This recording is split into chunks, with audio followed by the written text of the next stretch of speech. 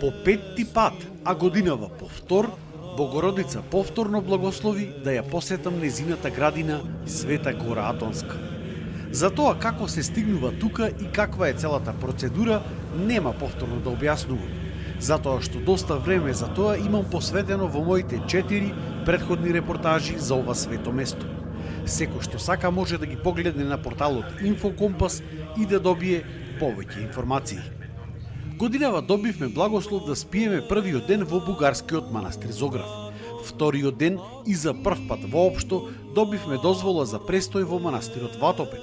И третиот ден престојувавме во првиот изграден манастир на Света Гора уште во 10 век, Великата Лавра, каде што исто така како и во Зограф пред 3 години имавме преспиено една вечер.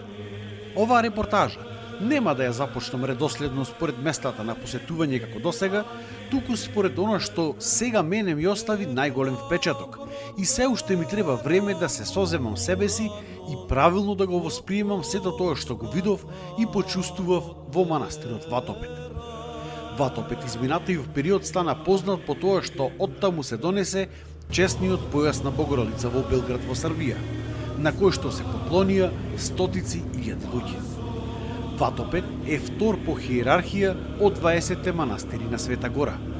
Изграден е во 10 век, а денес тој е еден од најубавите, најбогатите и најмоќните православни манастирски центри, не само во Света Гора, не само во Грција, туку може да се каже буквално и во целото православие. Денес тука живеат 130 монаси. Манастир со најмногу монаси на Света Гора. Вистинска манастирска империја, која што се протега на голема територија, со економија каква што другите манастири може само да замислат. Огромен број хектари подпластеници, се произведуваат најубавото и најдоброто маслиново масло и вино во цела Света Гора. Имаат и своја козметичка линија од ретки растенија, кои што тие ги собираат и прават разни масти, кремови и мириси. Имаат и фарми за риби во морето и мала бродска флота за длабоко рибарење. Само минатата недела, пред ние да дојдеме тука, уловиле 1 тон на туна, која што дел ја користат за своји потреби, а другиот дел го продаваат. Со еден збор, Ватопет е вистински достоен наследник на моќената и славна Византија.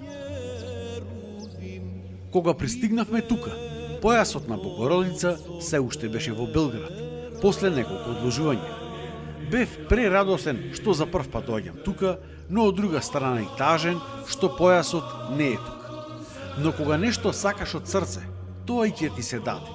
Како што кажал и самиот Христос: сакајте и ќе ви се даде, барајте и ќе најдете, тропајте и ќе ви се отвори. Монахот кој што не прими во архондариконот или гостоприемната ни кажа дека вечерта после вечерната богослужба ќе се поклониме на појасот на Богородица покрај другите мошти кои што ги поседува овој манастир. Возбуда, збунетост и 100 прашања како ќе се поклониме на појасот кога истиот во моментот се наоѓа во Србија. Но, имено во манастирот се чуваат уште 2 други помали делови од истиот појас, пресечени од него во текот на историјата, и сите 3 дела потоа на чудесни начини повторно се враќаат во манастирот Ватопет, каде што стојат и до денес во посебни кивоти. Радоста за поклонот пред кивотот со појасот на Богородица и другите мошти не се искажува со зборови. Човек треба само да го доживее тоа. Манастирот Ватопет е и манастир со најголем број на чудотворни икони на Богородица, дури 7. Секоја од нив си има своја приказна. Ќе раскажам само една. Најпочитувана е она на иконата Вимаритиса или Олтаритиса, која што се чува во олтарот на манастирот. Имено некаде во 1187 година, јеромонахот Сава, кој што бил задолжен за одржување на олтарот, забележува дека во моментот манастирот е нападнат од пирати. Веднаш иконата на Богородица заедно со еден крст, кој што имал во себе парче од честниот крст на кој што бил распнат Христос, ги спушта во еден бунар во олтарот. Покрај иконата става и запалено кандило и го покрива бунарот со мермерна плоча. Сава е заробен од пиратите и е однесен на Крит каде што живее во робство цели 70 години. Кога се враќа назад во Ватопе, им раскажува на монасите што се случило пред 70 години, но никој не знаел за тоа. Тој тогаш пред нив ја подигнува плочата од бунарот во олтарот и внатре ја виделе иконата со крстот исправени вертикално како што стојат над водата во бунарот, а кандилото горело цели 70 години. Од тогаш, таа икона се наоѓа во олтарот на манастирот, а бидејќи денот кога е пронајдена иконата било вторник, денес сите 130 монаси во манастирот заедничка литургија во текот на неделата имаат само за време на големи празници, во недела и во вторник, толкому како спомен за овој настан.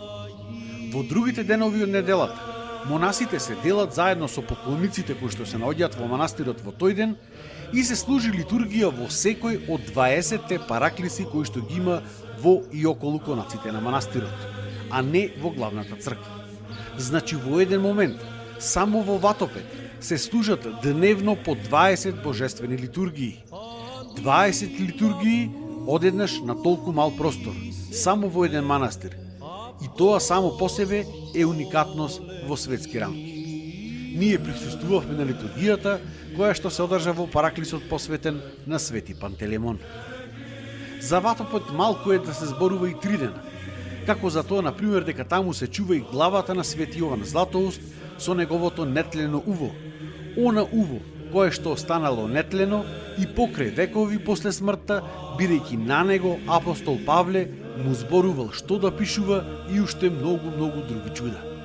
Би препорачал секој оној кој што има можност да оди на Света Гора, обавезно да го посети овој манастир. Претходно, како што кажав, првиот ден бевме во бугарскиот манастир Зограф, посветен на Свети Ѓорѓе. Тука доаѓаме по втор пат. Првиот пат во 2023.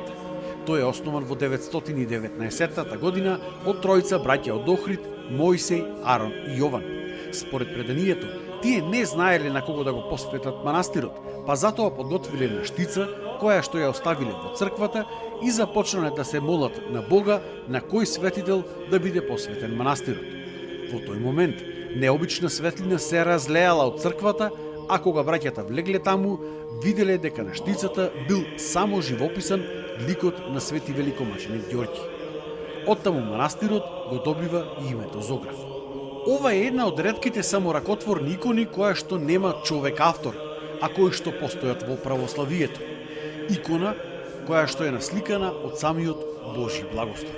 Тука се чува и жезлото на последниот охридски архиепископ Арсений, кој што по укинувањето на архиепископијата во 1767 година доаѓа тука каде што и умира. Истиот ден го посетивме и манастирот Констамонит, кој што се наоѓа на неколку часови одење пешки од Зограф. Имавме среќа што дотаму на одење одевме со автомобил, а назад со пешачење. Станува збор за доста ридест терен за кој што треба добра физичка подготвеност.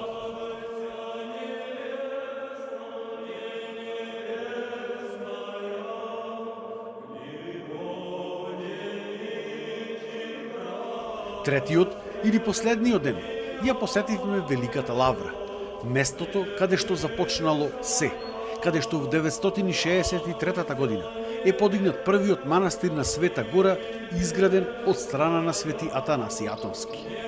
Иако тогаш другите монаси кои што живееле тука во околните пештери се побуниле на оваа негова идеја, но неговата блискост со византиските цареви во тоа време му помогнала да го изгради велелепниот и единствен за тоа време опште жителен манастир на Света Гора, каде што монасите започнале да живеат во братство.